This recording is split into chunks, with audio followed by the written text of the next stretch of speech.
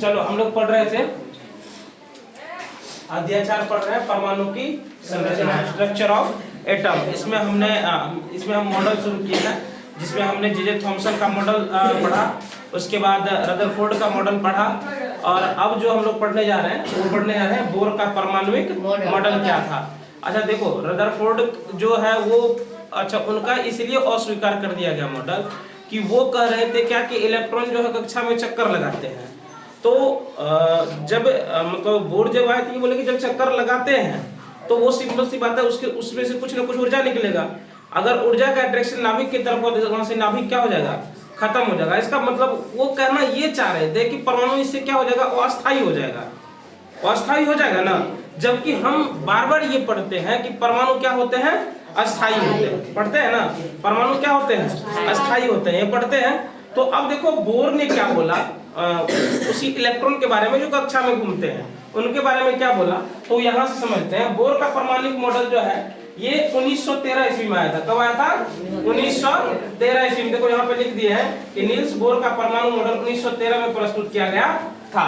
तब पूछा जाएगा तुम लोगों से, ऑब्जेक्टिव हो सकता है रहेगा कि नील्स बोर का परमाणुविक मॉडल कब प्रस्तुत किया गया था, तो क्या बोलोगे, 1913 ईस्वी में प्रस्तुत किया गया था नील्स बोर का परमाणु मॉडल। यह मॉडल जो है वो मुख्य रूप से हाइड्रोजन परमाणु के स्पेक्ट्रम को समझाने के लिए प्रस्तावित किया गया था। इस मॉडल को प्रस्तुत करने के पीछे बस एक ही कारण था कि वो हाइड्रोजन परमाणु को जो स्पेक्ट्रम है ना उसको समझाने के लिए इसको प्रस्तावित किया गया था, ठीक है ना। और यह क्वांटम सिद्धांत पर आधारित था। बोर का जो परमाणु मॉडल था ना वो क्या था, क्वांटम सिद्धांत पर आधारित था, ठीक है ना। अब देखो यहाँ पर हम एक पॉइंट लिखे हैं कि रदरफोर्ड के मॉडल पर उठी आपत्तियों को दूर करने के लिए नील्स बोर ने परमाणु की संरचना के बारे में निम्नलिखित अवधारणाएं प्रस्तुत की। जो रदरफोर्ड पे जितनी भी उंगलियां उठी, जो जिस भी कारण से भी उठी, उनको समझाने के लिए कौन आए, नील्स बोर आए, और उन्होंने क्या किया, परमाणु की संरचना के बारे में जो है कुछ अवधारणाएं अपना प्रस्तुत किया, है ना। पहला उन्होंने ये बोला कि इलेक्ट्रॉन केवल कुछ निश्चित कक्षाओं में ही चक्कर लगा सकते हैं। जो इलेक्ट्रॉन है वो क्या है, कुछ निश्चित कक्षा जो होती है उसी में सिर्फ चक्कर लगा सकते हैं। वो ये नहीं बोले थे कि किसी भी कक्षा में चक्कर लगाएंगे। उनका मतलब कहना ये था कि नील्स बोर का कहना ये था कि जो इलेक्ट्रॉन है ना वो कुछ निश्चित कक्षा, एक फिक्स कक्षा होता है, उसी में सिर्फ वो चक्कर लगा सकते हैं, और जिन्हें इलेक्ट्रॉन की विविक्त कक्षा कहते हैं। मतलब उनको हम लोग क्या कहते हैं, इलेक्ट्रॉन की विविक्त कक्षा कहते हैं, ठीक है।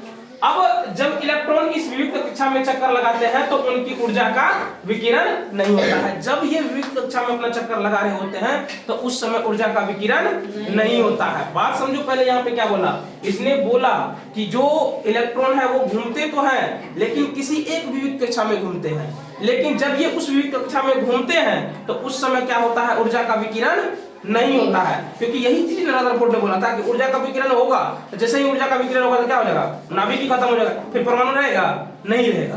तो इसी चीज को समझाने के लिए नील्स बोर ने बोला कि जब ये इलेक्ट्रॉन विविक्त कक्षा में चक्कर लगाते हैं तो उनकी ऊर्जा का विकिरण नहीं होता है। अब एक मतलब जो इनका जन्म है वो कब हुआ था, 7 अक्टूबर 1885 ईस्वी में कोपेनहेगन में। कहाँ हुआ था, कोपेनहेगन में 7 अक्टूबर 1885 ईस्वी में। और इसको नोबेल पुरस्कार मिला था किस चीज के लिए, तो 1922 में जब परमाणु की संरचना पर अपने योगदान के लिए इसको नोबेल पुरस्कार मिला था।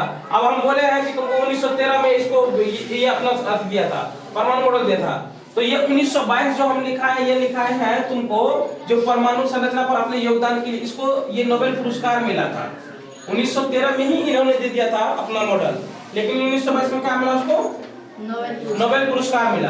अब बोला, अब देखो इनका जो रदरफोर्ड ने बताया था उन्हीं को इन्होंने आगे बढ़ाया और बोला कि इन कक्षा या कोषों को ऊर्जा स्तर कहते हैं। जो कक्षा या कोष नाभिक में होते हैं उसको क्या कहते हैं हम लोग, ऊर्जा कहते हैं, ऊर्जा स्तर कहते हैं। और इस यहाँ पे चित्र बनाया है, परमाणु स्तर को दिखाया गया है।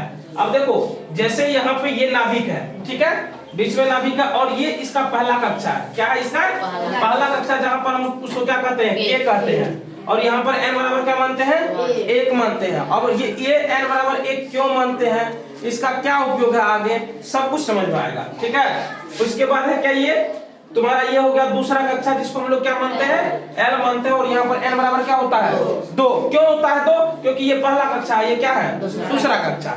जैसे ही तीसरा कक्षा में पहुंचेंगे तो के एल एम हो गया, ठीक है। और यहाँ पर एन बराबर क्या हो जाएगा, 3। उसी तरह से के एल एम हुआ, अब ये क्या हो जाएगा, एन हो जाएगा, जो बाहरी कक्षा है। और इसको हम लोग एन बराबर क्या मानेंगे, 4 मानेंगे, ठीक है। और देखो क्या होता है कि ये कक्षाएं या कोर्स जो है के एल एम एन या संख्याओं द्वारा 1 2 3 4 के द्वारा दिखाई जाती है। या तो 1 2 3 4 लिखा रहता है या फिर के एल एम लिखा रहता है। बोर का परमाणु मॉडल बस इतना ही था। रदरफोर्ड पर जो मतलब जो सवाल उठा था, ठीक है ना, उसी सवाल का जवाब देने के लिए बोर ने अपना परमाणु मॉडल दिया था।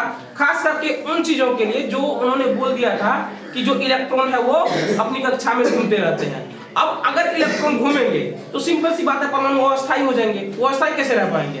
अब जब ये बोर ने आया तो बोर ने ये बताया कि देखो इलेक्ट्रॉन तो घूमते हैं, लेकिन वो किसी एक कक्षा में ही घूमते हैं, किसी एक विविध कक्षा में ही घूमते हैं। और वो विविध कक्षा में जब ऊर्जा का विकिरण होता ही नहीं है। यही ना बोला था, ऊर्जा का विकिरण वहां पर होता ही नहीं है। तो बोर का परमाणु मॉडल बस यही था, ठीक है। और आया था ये बोर का परमाणु मॉडल 1913 ईस्वी में, ठीक है। फिलहाल इस क्लास में हम लोग इतना ही पढ़ते हैं, ठीक है।